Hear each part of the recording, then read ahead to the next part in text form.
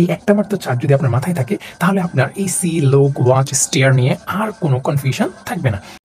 আসসালামু আলাইকুম, আশা করি সবাই ভালো রয়েছেন, সুস্থ রয়েছেন, সুন্দর রয়েছেন। সো আজকে আমরা প্রতিদিনের ধারাবাহিকতায় একটা মজার একটা ক্লাস করব, যেখানে হচ্ছে আমরা এই যে সি, লুক, ওয়াচ, স্টেয়ার এই শব্দগুলো নিয়ে আমাদের যত ধরনের কনফিউশন আছে এই কনফিউশনটা আমরা আজকের ভিডিওতে একদমই ক্লিয়ার হয়ে যাব। সো দেরি না করে আমরা আমাদের ভিডিওটি শুরু করে দিই। সো এখানে আপনারা দেখতে পাচ্ছেন যে এই যে সি, এই সি শব্দের অর্থ এবং লোক শব্দের অর্থ, ওয়াচ শব্দের অর্থ, স্টেয়ার শব্দের অর্থ, সবগুলোর অর্থ কিন্তু হচ্ছে কোনো কিছু দেখা। সো যখনই আমরা কোনো কিছু দেখার কথা চলে আসে তখনই আমরা এই শব্দগুলোকে আমরা একদম কনফিউশনে ফেলাই দিই। সো আজকে আমরা দেখব যে এই যে সি, সি শব্দটার মানে হচ্ছে কোনো কিছু চোখে পড়ে যাওয়া বা হঠাৎ কিছু দেখা, বা আমরা সবচেয়ে সহজে যদি বলি, সহজে বলতে পারি যে আমরা অনিচ্ছা সত্ত্বেও যখন কোনো কিছু দেখে ফেলি, মানে যেটা আমাদের কোনো আগ্রহ ছিল না, ইচ্ছা ছিল না, আমরা রাস্তায় হাঁটতেছিলাম, হঠাৎ করে আমাদের চোখে কোনো জিনিস পড়ে গিয়েছে বা কোনো ব্যক্তি পড়ে গিয়েছে, এই যে হঠাৎ করে কোনো জিনিস দেখার ক্ষেত্রে আমরা ইউজ করতে পারি হচ্ছে সি শব্দটা। আমি যদি এক্সাম্পল দিই তাহলে হচ্ছে এই বিষয়টা একদমই ক্লিয়ার হয়ে যাবে। যেমন I saw a bird in the sky. I saw a bird in the sky. এটার অর্থ কি দাঁড়ায়? এটার অর্থ দাঁড়ায় হচ্ছে আমি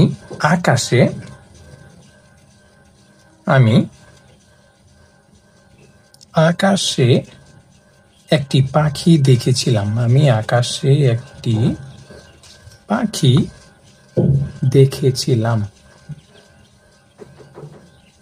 এই যে I saw a bird in the sky, এটা মানে হচ্ছে আমি আকাশে একটি পাখি দেখেছিলাম, কিন্তু এটার কোনো ধরনের কি নাই, আমি মনোযোগ দিয়ে দেখিনি, বা এটা আমার হঠাৎ করে আমি রাস্তায় হাঁটতেছিলাম, আমার চোখের মধ্যে পড়ে গিয়েছে একটা পাখি। আমি যদি পরের এক্সাম্পলটা যদি যাই, I saw him at the market. আমি তাকে কোথায় দেখেছিলাম? আমি তাকে দেখেছিলাম মার্কেটে। I saw him at the market. আমি তাকে মার্কেটে দেখেছিলাম।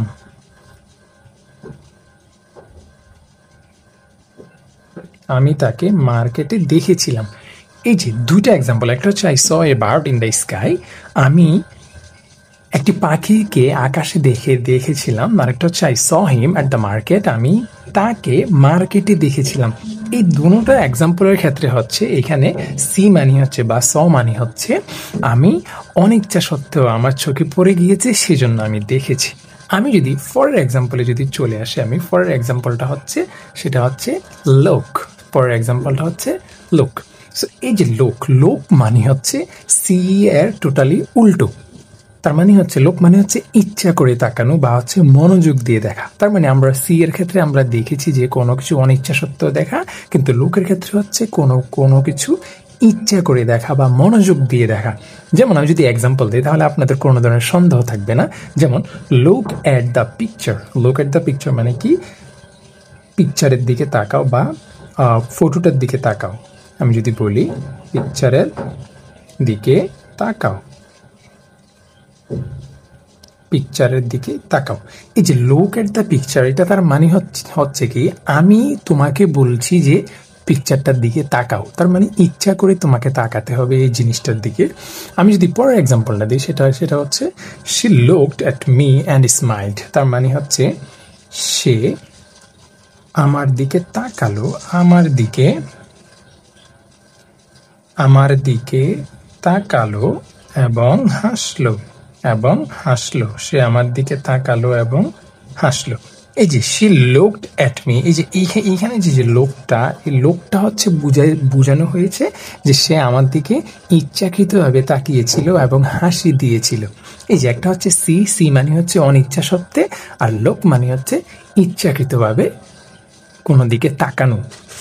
তারপরে আমরা যদি আসি সেটা হচ্ছে আমাদের এখানে ওয়াচ। এই যে ওয়াচ মানে হচ্ছে মনোযোগ দিয়ে দেখা। এটাও হচ্ছে কি আমাদের লোকের মতো যে মনোযোগ দিয়ে দেখা, কিন্তু এখানে সূক্ষ্ম একটা পার্থক্য। সূক্ষ্ম পার্থক্যটা হচ্ছে এখানে অ্যাকশন থাকবে। এখন অ্যাকশন মানে কি? অ্যাকশন মানে হচ্ছে যেমন মুভি, খেলা, এই জিনিসগুলোর ক্ষেত্রে স্পেসিফিকলি আমরা ওয়াচ ব্যবহার করতে পারি, আমরা লোক ব্যবহার করতে পারি না। কারণ আমরা এটা বলতে পারি না I look TV every evening, এটা আমরা বলতে পারি না, কিন্তু আমরা বলতে পারি I watch TV every evening, তার মানে কি আমি আমি প্রতি সন্ধ্যায়, কি বলা যায় আমি প্রতি সন্ধ্যায় টিভি দেখি। এই যে আমি প্রতি সন্ধ্যায় টিভি দেখি, যে এইখানে ওয়াচটা মানে হচ্ছে কি কোনো জিনিস দেখা, মনোযোগ দিয়ে দেখা, যেখানে কি থাকবে, অ্যাকশন থাকবে। তারপর পরের এক্সাম্পলটা আমি যদি দেখি, সেটা হচ্ছে they are watching a football match. They are watching, they মানে কি তারা একটি ফুটবল ম্যাচ দেখছে। তারা একটি ফুটবল ম্যাচ দেখতেছে। এই যে they are watching a football match, কিন্তু আপনি এখানে এটা বলতে পারবেন না, এই ওয়াচের জায়গায় আপনি এটা বলতে পারবেন না they are looking a football match. So যখনই হচ্ছে মুভি বা খেলা এই জাতীয় জিনিসগুলো যখন আসবে, তখন আমরা লোক ব্যবহার করতে পারবো না, সি ব্যবহার করতে পারবো না, আমাদেরকে অবশ্যই ব্যবহার করতে হবে ওয়াচ। তাহলে এটাও আশা করি একদমই ক্লিয়ার। আমরা পরের অপশনে যদি যাই, সেটা হচ্ছে আমাদের কি, সেটা হচ্ছে স্টিয়ার। এই যে স্টিয়ার মানে হচ্ছে এক টানা তাকিয়ে থাকা। তার মানে আমরা এতক্ষণ যেগুলো পেলাম ওইগুলো হচ্ছে কোনোটা মনোযোগ দিয়ে দেখা, কোনোটা অনিচ্ছা সত্ত্বে দেখা, কোনোটা ইচ্ছা সত্ত্বে দেখা, কিন্তু এইখানে স্টিয়ারের ক্ষেত্রে হবে কোনো জিনিস আমরা এক টানে তাকিয়ে থাকা। তার মানে আমি যদি এক্সাম্পল দিই, তাহলে এই বিষয়টা একদমই ক্লিয়ার হয়ে যাবে। যেমন everyone stared at the strange, everyone stared at the strange, এখানে একটা মিস্টেক। সো তার মানে এটার অর্থ হচ্ছে কি সবাই বা সবাই অপরিচিতর দিকে তাকিয়েছিল। অপরিচিত লোকটির দিকে তাকিয়েছিল। এই তো লোকটির দিকে তাকিয়েছিল।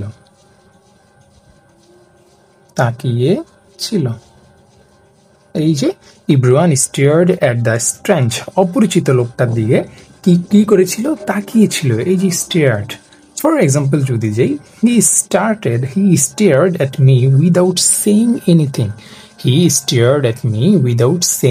এনিথিং। তার মানে হচ্ছে সে আমার দিকে এক নাগারে তাকিয়ে রয়েছে কিছু না বলে। তার মানে সে কিছু না বলে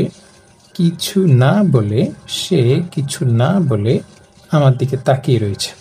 এই যে সে কিছু না বলে আমার দিকে তাকিয়েছিল।